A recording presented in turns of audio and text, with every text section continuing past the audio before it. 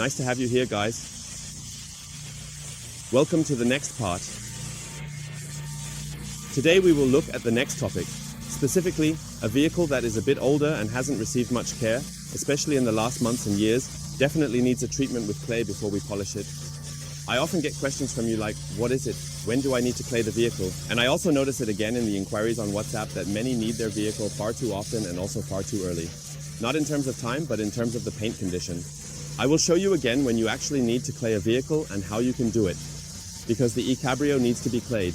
Otherwise, the polishing pads will look terrible afterward. There is a thick, stubborn crust on it that definitely needs to be kneaded off. And I believe this will be very, very visible. Before, after. So, visually, you can't really see much at first, only the reflection from the ceiling. But if you have just washed the vehicle and run your hand over it, you can feel roughness everywhere. Small, stubborn spots that feel really rough on the surface and can also be felt with the back of the hand. You can really tell that there are a lot of stubborn dirt particles here that didn't come off during the pre-wash and main wash.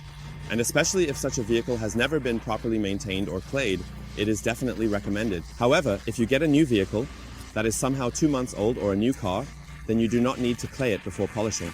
So polishing in 2001 is not always directly related to kneading, because kneading is just a cleaning step, a mechanical one. And here with the paint, we definitely need to do it. I will now show you how I do this effectively, easily, and quickly, and I will also share some tips on the topic of lubricants, clay lube, what it is, and how it works.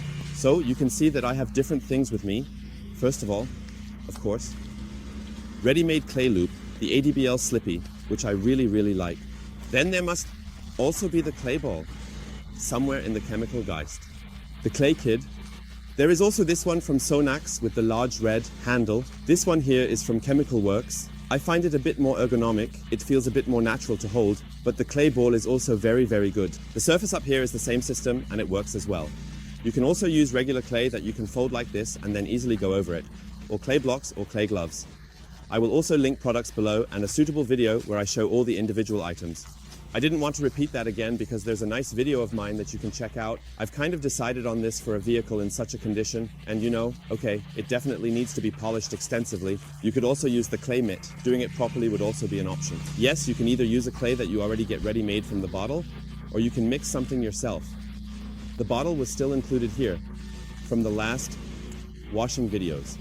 And I also test for you the Shampoo-Teufel as a clay lube, which would work very well.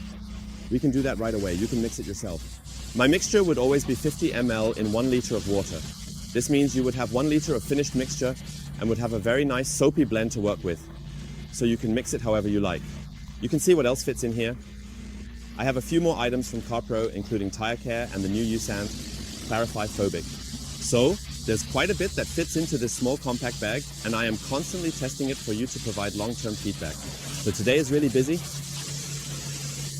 You can see back there that the 2 spots next to me are occupied by a community member, and over here it's also quite lively, despite the not so nice weather. But perhaps it is precisely because people realize that they can clean wonderfully here today without breaking a sweat. So we knead it nicely and spray it on so that it stays on the paint somewhat and only runs off very slowly. Then you also have enough product, and usually you don't have a camera in hand that you need to hold, and you don't have to narrate on the side either. It is important that this is really nice and wet. That means picking up the product here. This is basically the glide film, and you can mix it with shampoo as well. With the regular handheld clays, you need to be a bit careful that the clay doesn't fall apart. You just have to test it out. So, now let's go over it. And now it's important, no circular motion. This reduces the formation of scratches a bit, because if you rub wildly over it and happen to hit a hard stone, you'll end up with huge swirls. You can also dose it nicely here, and you get good feedback from this hard grip, because you can feel, okay, it's still scratching. And afterwards, when you go over it, it's already ultra smooth. So this works really well. And if you notice, okay, there's still a little spot, you check that again. Now it's gone. So here I would do it like this, very simply. Nice back and forth. And then we move from top to bottom. Then I also like to do the sides, the frame. So, and right over down here.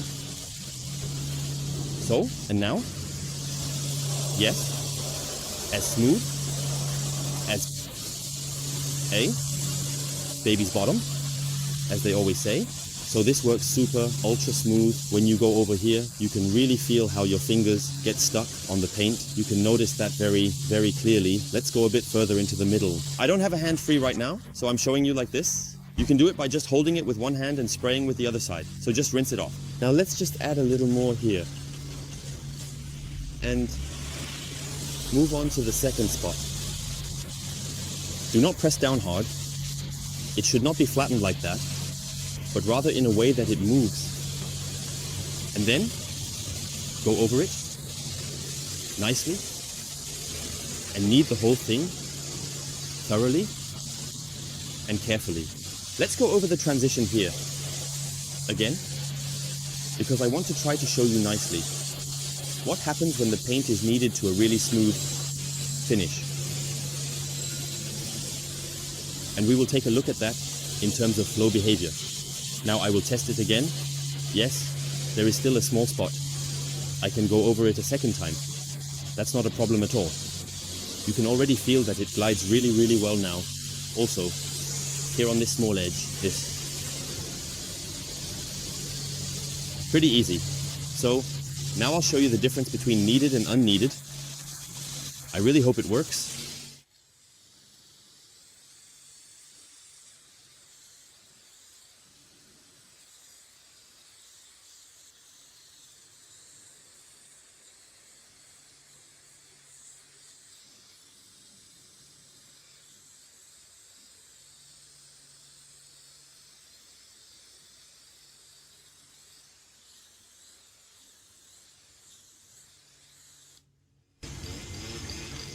Here you can see nicely that even after such a wash, it is already noticeably smoother. But there are only certain spots where the water really clings, how it pulls back and has no chance at all. And on the side, we already have a lot of water that has run down. So, this is very, very easy to see. Here on this side, the paint is now clearly smoother, although it is still rough because it hasn't been polished. But there is already a noticeable difference. So, here we have it again. Slowly pulling back, very, very sluggish on the side. Look, it tears right away, and you immediately have the film here. And if you notice, okay, it's still a bit slow here, then after rinsing, you can check that spot again. Just go over it with your hand and see. There are still 2 or 3 small things. It can also be of varying thickness. This crust that you need to remove is nice to see. It dries really nicely and quickly, and it retracts very nicely and quickly. Yes, and over here you can already see it. It's still sticking here. Yes, and now we will walk around the car. I'll show you another tip, in case it's too cumbersome for you to always work with the spray bottle in one hand and the clay kit in the other hand. There is now this alternative. Just take 5 liters of water and add a good splash of shampoo to this small amount of water. That wasn't too much here, as you can see. And then you just go in with your hand and test between your fingers how smoothly it glides. And when this is a really nice smooth film, you can also use it wonderfully for kneading now. Rinse it out from the top. Now you take a little bit of shampoo and apply it to the surface. And you can spread it wonderfully across the surface. You can still use a spray bottle. It varies greatly depending on how you want to do it. And here, you can immediately notice how it becomes really nice and smooth. You can definitely do a second round as well. 2001, here this narrow strip. So, if you notice here, yes, it is really nice and smooth. And here we have this rough surface, then we just go back in here. You can also just take it with your hand now, but you can also spray it on, depending on how you want. Let's take a little bit of it. That's enough. And it's still wet from the spraying, so now we can really work on these areas nicely.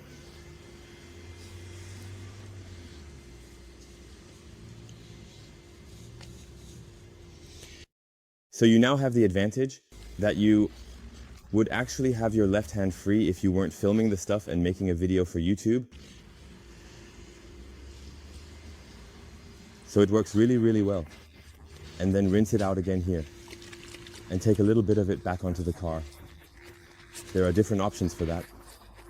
This is actually a very convenient one. Or just another way, So there is a lot of water, 2001. You can vary that. Take a bit of it onto the car, let it run down, and now knead this area here. Again here, depending on how much the surface needs it. But here you can also feel ultra smooth. Now down here, it's really rough again. So here, you can really feel it all the way down. So, and now it's really smooth here.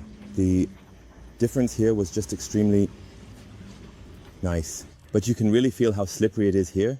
So you can easily lose a piece of clay or a clay block from your hand. That's why I really like the ergonomic shape. It feels very grippy in your hand, but still keep in mind that it is relatively smooth. So make sure to secure it well here so it doesn't fall off and end up in the dirt. Then you'll have to wash it out thoroughly again. Now, we'll also spread it on the rear lid. You can also spread it here without pressure at first, marking the area you want to work on. And then you start cleaning this here. So, back here again, it's important to work a bit overlapping so you don't end up with a strip that you haven't covered. And the last piece takes something with it. So, and then we go this way. Let's continue over here.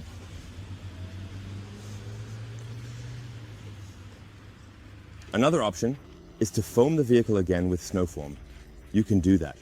The problem is that there is a risk of having a lot of foam on the vehicle, which also contains a lot of air.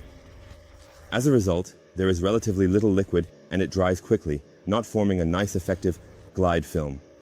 Yes, and that just takes time. You go over the entire car with the different tools. Hold on tight.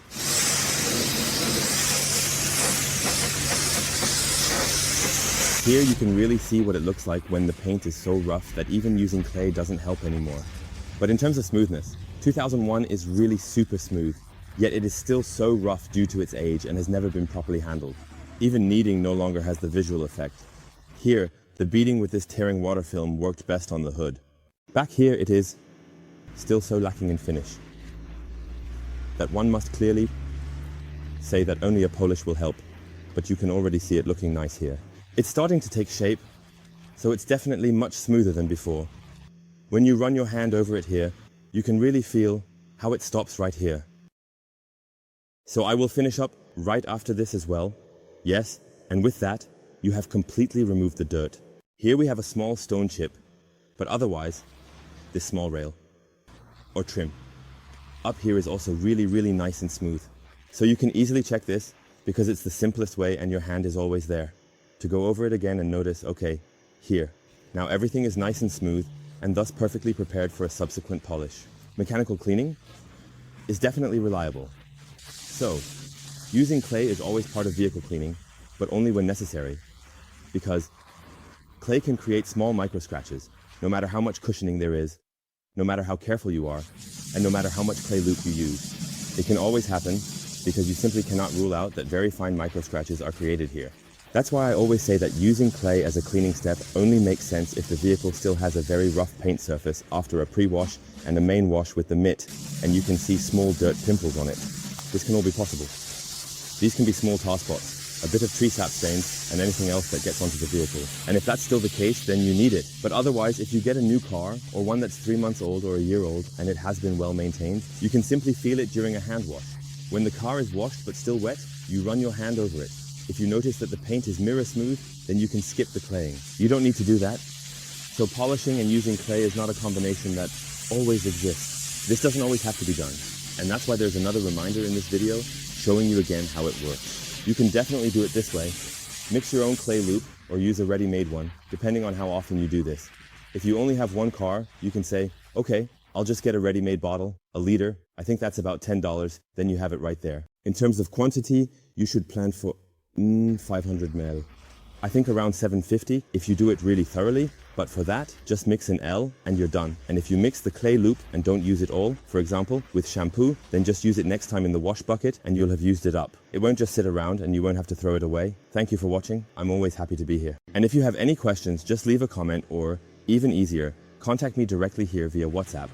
Just write your message, send a picture or a short voice message. Please no 10-minute voice messages, but really short and concise. The faster I can answer you here, and I'm actually quite quick, you can expect a response within 24 hours. Until then, thank you very much. That was the next part, topic of needing checked off, but it belongs here with the car, and that's why there's also a video about it. So, what's next? Bye guys.